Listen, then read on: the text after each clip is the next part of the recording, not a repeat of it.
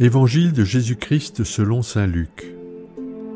En ce temps-là, Jésus disait : « Lequel d'entre vous, quand son serviteur aura labouré ou gardé les bêtes, lui dira à son retour des champs : Viens vite prendre place à table. Ne lui dira-t-il pas plutôt : Prépare-moi à dîner, mets-toi en tenue pour me servir, le temps que je mange et boive, ensuite tu mangeras et boiras à ton tour. Va-t-il être reconnaissant envers ce serviteur d'avoir exécuté ses ordres ?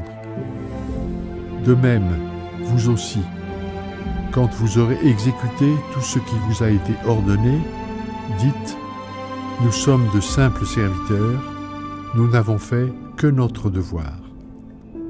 Acclamons la parole de Dieu.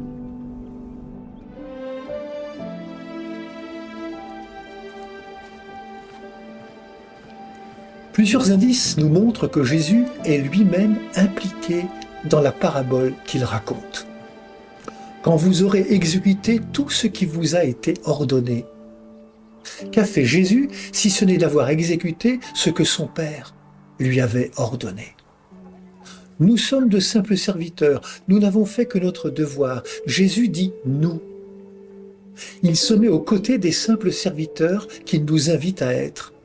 Il rejoint celles et ceux qui, bien souvent, anonymement, humblement, discrètement, dans l'ordinaire de leur vie, sont des serviteurs de leurs frères et de leurs sœurs. Jésus nous invite à une vie qui donne toute sa place à la gratuité du don de soi.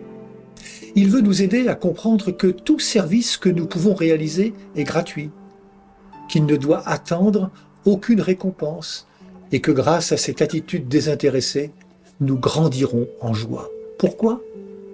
Parce que dans cet acte du service, nous nous révélons ce que nous sommes en vérité, des filles et fils à l'image et à la ressemblance de Dieu. Nous sommes comme le Fils qui, pour être fidèle à la volonté de son Père, va, le soir du jeudi saint, s'abaisser pour laver les pieds de ses disciples.